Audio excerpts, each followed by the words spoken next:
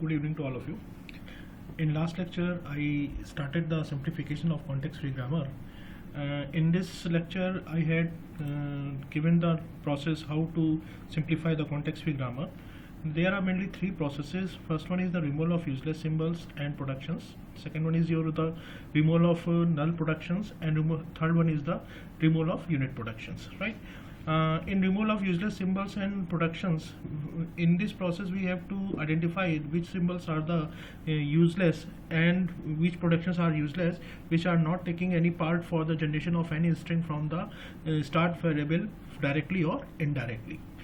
In the continuation of the previous lecture, today I will start the further process of the simplification of grammar, means removal of the useless symbols and productions with the help of lemma 1, and we have to prove the lemma 1. According to lemma 1, in the removal of useless symbols and productions, lemma 1 is statement of the lemma 1 is if g is equal to VTPS is a context free grammar with L of g is not equal to phi, we can effectively find an equivalent grammar g dash is equal to v dash t p dash s such that each variable in g dash derives some terminal string, that is, for all a belongs to v dash there is a some string w that belongs to t star, for which a must produce string w with the help of number of productions directly or indirectly. Right? इसका मतलब क्या होगा? इस lemma से इसका मतलब क्या है कि आपकी जो भी कॉन्टेक्स्ट फ्री ग्रामर है और उस कॉन्टेक्स्ट फ्री ग्रामर की जो भी प्रॉपर्टी है L of G equal to five, right, इस ग्रामर से हम एक उसकी इक्विवेलेंट ग्रामर जनरेट करने जा रहे हैं जी डैश, जिसमें variable V dash T P dash और एस है. इन दोनों ग्रामर में जी और जी डैश में सिर्फ डिफरेंस कहाँ पे आ रहा है? वेरिएबल वी यहाँ पे है, यहाँ पे क्या है? वी डैश है. टी दोनों में क्या है? सेम है. पी यहाँ पे है, यहाँ पे क्या है? पी डैश है. और यहाँ पे स्टार वेरिएबल दोनों के क्या है? कॉमन है. राइट? हम यहाँ पे ऐसे वेरिएबल्स यहाँ पे हम ऐसे वेरिएबल्स को आइडेंटिफाई करने जा रहे हैं जो वेरिएबल्स आपके कोई ना कोई टर्मिनल स्ट्रिंग को जनरेट करेंगे. जितने भी वेरिएबल इसमें आएंगे वी डैश, वो कोई ना कोई टर्मिनल स्ट्रिंग जनरेट करेंगे. यही पे यहाँ पे कहा जा रहा है such that each variable in G dash derive some terminal string. इसको मैथमेटिकली लिखा गया है for all A belongs to V dash, means इसके सारे वेरिएबल्स कोई ना कोई स्ट्रिंग डब्ल्यू जनरेट करेंगे and that W must be part of what? T star. Right? और ये इसको ए प्रोड्यूसेस डब्ल्यू, इसमें इसको इस एरो को बना के यहाँ पे स्टार इसलिए लिखा गया है कि ए से स्ट्रिंग यहाँ पे डब्ल्यू डायरेक्टली भी जनरेट हो सकता है और किसी और वेरिएबल के थ्रू ए से आपका स्ट्रिंग डब्ल्यू जनरेट हो सकता है इनडायरेक्टली. राइट? प्रूफ के लिए हम बात करते हैं. इसके प्रूफ में क्या है? जैसा ऊपर स्टेटमेंट दिया वही प्रोसेस है. यहाँ पे G is equal to V T P S आपकी original context free grammar with condition L of G is not five. Their equivalent grammar जो हम बनाने जा रहे हैं G dash V dash T P dash and S such that each v dash generates the sum string w belongs to t star. ये हमारा main objective है. Right? Construction of G dash depend on the following algorithm. देखिए difference यहाँ पे कहाँ है? हमें सिर्फ वी डैश न्यू है और पी डैश न्यू है, तो हमको वी डैश को कैलकुलेट करना पड़ेगा और पी डैश को कैलकुलेट करना पड़ेगा. इसको इन दोनों को कैलकुलेट करने के लिए हम एल्गोरिथम का यूज करने जा रहे हैं. Since in G dash only v dash and p dash is different from the g, therefore we have to construct v dash and p dash with the help of the algorithmic steps. First step, algorithmic step, first one is what? Step 1, construction of v dash. इसमें क्या किया? Step 1 में क्या लिखा? एक variable old लिया, v old, इसको initialise किया 5, फर्स्ट वन. नंबर 2, एक नया वेरिएबल आपका v new है. v new is equal to a, capital A means this is a variable such that A generates string W, that is W generates what? Belongs to what? T star. This is the condition. Number 3, while V old is not equal to V5, means यहाँ से जो V new value आएगी यहाँ पे V old, अगर ये दोनों value आपके आपस में सेम नहीं है, repeat step 4 and 5. Next step is 4 and 5. जब तक ये कंडीशन दोनों आपस में सेम नहीं होंगी तब तक हमको स्टेप 4 and 5 को रिपीट करते रहना होगा. Then step 4 is what? Step 4, V old is equal to V new. अब यहाँ पे वी ओल्ड वैल्यू क्या थी 5, यहाँ पे वी न्यू की वैल्यू यहाँ से हम कुछ नहीं कैलकुलेट करके लाएंगे।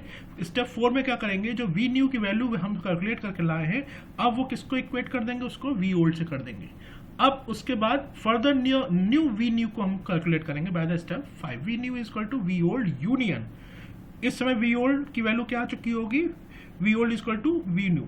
अब हम नया वी न्यू जनरेट कर रहे हैं, उसमें हम इस वी ओल्ड की वैल्यू को यूज करने जा रहे हैं plus union A produces alpha for some alpha V old plus T, right. V old के जितने मेंबर होंगे प्लस टर्मिनल के कितने मेंबर होंगे, उसके क्लोजर का उसका क्लोजर, इससे जो भी मेंबर आएंगे जितने भी अल्फा आएंगे वो इसका मेंबर होना मैंडेटरी होगा, राइट। ये प्रोसेस हम तब तक करते रहेंगे जब तक कि हमारा वी ओल्ड वी न्यू आपस में क्या ना हो जाए, वी ओल्ड वी न्यू हमारा आपस में क्या ना हो जाए, सेम ना हो जाए, राइट। स्टेप 6 क्या होगा, जब दोनों वैल्यूज हमारी सेम हो जाएंगी then V dash is equal to what, V new, right. This is the construction of what, V dash. Now step 2 is what, construction of P dash.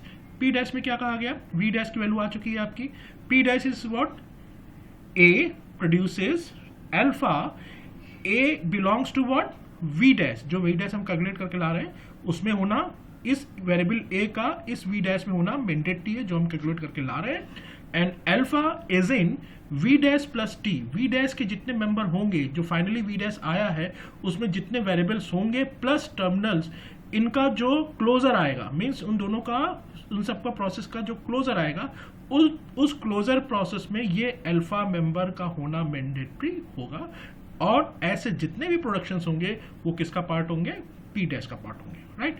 Now इसका एक application मैं आपको करके यहाँ पे दिखाने जा रहा हूँ। लिखा हुआ है, क्वेश्चन इस टाइप से आता है आपके यहाँ, रिड्यूस द फॉलोइंग ग्रामर, और रिड्यूस वर्ड इसलिए यूज किया जा रहा है कि इसमें से आप useless variables and original production को रिमूव कर देंगे, then that grammar is known as the reduced as. और आगे लिखा हुआ है रिड्यूस द फॉलोइंग ग्रामर और find the symbols or variables which derive some terminal string for the grammar. Grammar ये दे रखी है, S produces AA, BA, CC, DD, A produces this one, B produces ABCE, C produces CC, D produces D, right? अब हमें वही rule apply करना है। G की value क्या आई, VTPS। VTPS में इस ग्रामर को देखते हुए हमारे ये सारे वेरिएबल्स आ गए S A B C D E, और टर्मिनल्स आ गए A B C D, right. और production P, start variable S। Let reduce grammar is what, G dash, okay. G dash में क्या आ गया, V dash, T, P dash and S। We have to calculate what, V dash and P dash. Construction of V dash, step 1 क्या था, step 1 is what, V old is equal to 5, तो हमने V old को क्या मान लिया, 5 मान लिया। Step 2 is what, V new is equal to A produces W, where W belongs to T star, W means string. तो अब हमको A आइडेंटिफाई करना है, ऐसे प्रोडक्ट, ऐसे वेरिएबल जो कोई स्ट्रिंग जनरेट कर रहे हो और स्ट्रिंग किसको बिलोंग कर रही हो, टी स्टार को। तो जब हमने अपनी ग्रामर को देखा, एस से कोई भी स्ट्रिंग जनरेट नहीं हो रही है, ए से कोई भी स्ट्रिंग जनरेट नहीं हो रही है, बी से कोई भी स्ट्रिंग जनरेट नहीं हो रही है, सी से एक स्ट्रिंग सी जनरेट हो रही है और डी से एक स्ट्रिंग डी जनरेट हो रही है। और ये दोनों किसको बिलोंग कर रहे हैं, क्योंकि टी में इसमें मेंबर कौन कौन से हैं आपके, A B C D, C A B C D, और T star means A B C D का होल स्टार। तो सी भी आपका टी स्टार का मेंबर हुआ और डी भी आपका टी स्टार का मेंबर हुआ। इसीलिए वी न्यू में दो वेरिएबल आपके ऐड हो गए, क्योंकि ये सिर्फ स्ट्रिंग जनरेट कर रहे हैं सी एंड डी। वही यहाँ पे लिखा हुआ है, because C produces C and D produces D is only two variables which generate the terminal W belongs to T star, क्योंकि ये T का मेंबर्स है, इस T star मेंबर्स है, इसलिए।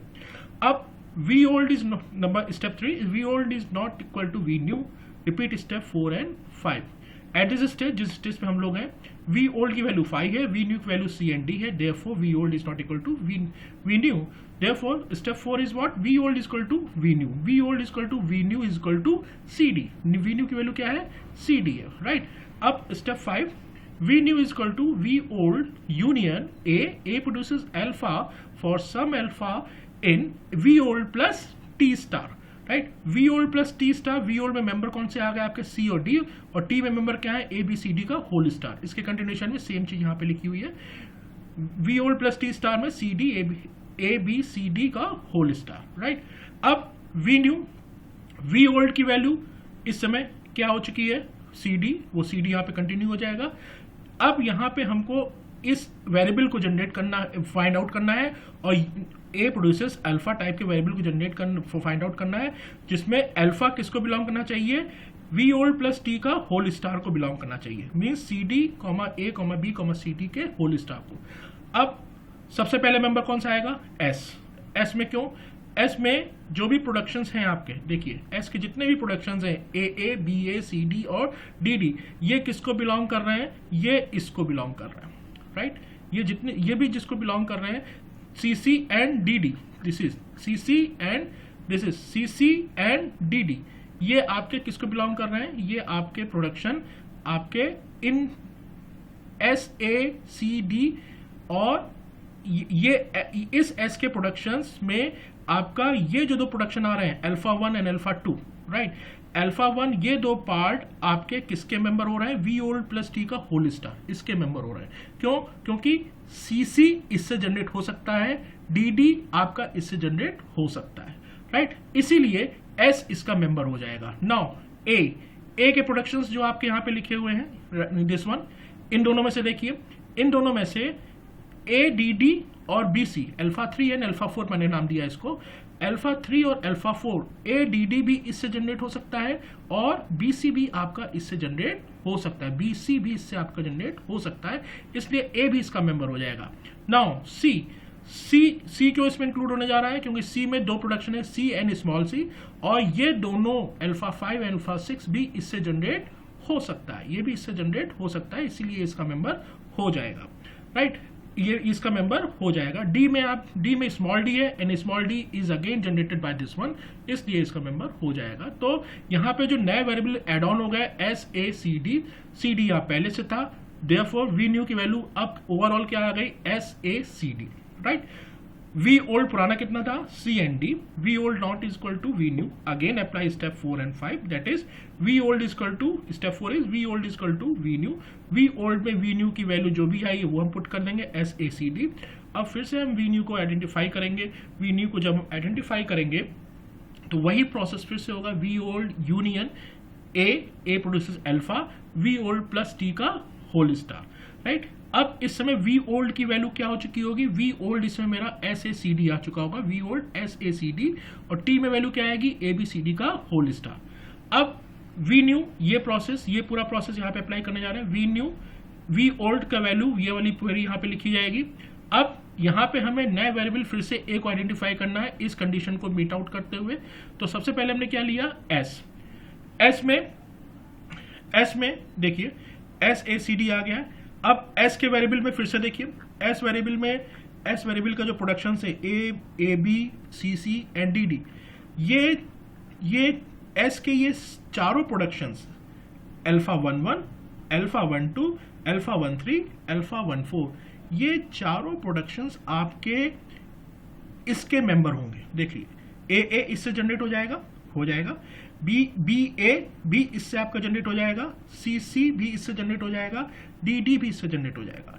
इसका मतलब alpha 11, alpha 12, alpha 13, alpha 14 is the part of what, V old plus T का whole star at this stage, right. Similarly A production में देखिए, ए प्रोडक्शन में आपका दो प्रोडक्शंस थे, उस प्रोडक्शन के लिए हम लोग यहाँ पे क्या करने जा रहे हैं, चेक करने जा रहे हैं ए डी डी और B C. A D D भी आपका इससे जनरेट हो जाएगा, बिल्कुल हो जाएगा, राइट। बी सी भी आपका इससे जनरेट हो जाएगा क्योंकि बी यहाँ पे है और सी यहाँ पे है, तो ए आपका फिर से इसमें ऐड ऑन हो जाएगा क्योंकि ये alpha 15, alpha 16 is the part of what, this one. C के लिए, सी में दो वेरिएबल अगेन थे एंड दोनों C and small C is the part of what, this one, इसलिए ये इसमें इंक्लूड हो जाएगा। डी में स्मॉल डी था, वो भी इससे जनरेट हो ही रहा है, तो डी भी इसमें इंक्लूड हो जाएगा। अब वी न्यू ये पहले से था, नया आइडेंटिफिकेशन ये आया, दोनों कंबाइन किया तो ये क्या आ गया, S A C D. V old की वैल्यू भी क्या थी, S A C D, right. Since V new is equal to V old, in this situation V old की वैल्यू क्या आ चुकी है, वी न्यू के बराबर आ चुकी है। तो अब सीधे स्टेप 6 अप्लाई किया जाएगा। स्टेप 6 इज व्हाट, कि V dash is now V new, तो वी डैश की वी न्यू की वैल्यू क्या आ गई, एस ए सी डी। तो हमारे वी डैश के मेंबर आइडेंटिफाई हो गए, variable S A C D. Now step 2, in step 2 construction of P dash, P dash में क्या लिखा हुआ है, P dash is equal to A produces alpha such that A is in V dash and alpha is in V dash plus T, means A produces alpha, जितने भी production होंगे P dash के उसमें ए का जो नया वी डैश आया है वो ए वी डैश का मेंबर होना मैंडेटरी है, और अल्फा का this one right hand side of the production that alpha must belongs to what, V dash के जितने वेरिएबल होंगे प्लस जितने टर्मिनल्स होंगे उसके क्लोजर में उसका होना मैंडेटरी है, राइट। नाउ पी डैश का कैलकुलेशन करते हैं हम लोग, V dash is equal to this one, V dash plus T का whole star, S A C D यहाँ पे आया, ए बी सी डी यहाँ पे आया, this is your whole star, right. P dash पहला प्रोडक्शन क्या था, दिस वन, जो प्रोडक्शन आपका क्वेश्चन में दे रखा होगा एस, उसको पहले चेक करेंगे सारे प्रोडक्शन के करस्पॉन्डिंग वन बाय वन। इसमें हमने चेक किया एस प्रोडक्शन भी है क्योंकि एस इसका मेंबर है, A B A C C and D D, one A इससे जनरेट हो जाएगा क्योंकि ये ए भी यहाँ पे, कैपिटल ए भी यहाँ पे जनरेट हो जाएगा, बी ए स्मॉल बी भी यहाँ पे है और कैपिटल ए यहाँ पे जनरेट हो जाएगा, small C capital C, small C भी यहाँ पे है और कैपिटल सी भी यहाँ पे जनरेट हो जाएगा, capital D small D, capital D भी यहाँ पे है, स्मॉल डी भी यहाँ पे, इसलिए जनरेट हो जाएगा। इसको मैंने 1 2 3 4 का नाम दिया है और यहाँ रीजन दिया है 1 2 3 4 belongs to V dash plus T का whole star and S belongs to V dash, that's why ये पूरा प्रोडक्शन आपका इसका मेंबर हो जाएगा। ये एस किसका बिलोंग कर रहा है, वी डैश में, इसलिए क्या लिखा था, A is in V dash, S किसको बिलोंग कर रहा है, वी डैश को, और अल्फा जितने भी आए हैं ये किसको बिलोंग कर रहे हैं, वी प्लस डी के होल स्टार को, तो ये सारे आपके प्रोडक्शन के क्या हो जाएंगे, पार्ट हो जाएंगे। तो S produces A B A C C and D D. Now A के लिए A is again is the part of what, V dash, right। अब A में दो प्रोडक्शन ऊपर दे रखे हैं ADD एंड BC, इनको हम चेक कर लेते हैं। ADD आपका इससे जनरेट हो जाएगा, A यहाँ पर है और D यहाँ पर है, तो ADD is the part of what, इस क्लोजर का पार्ट होगा।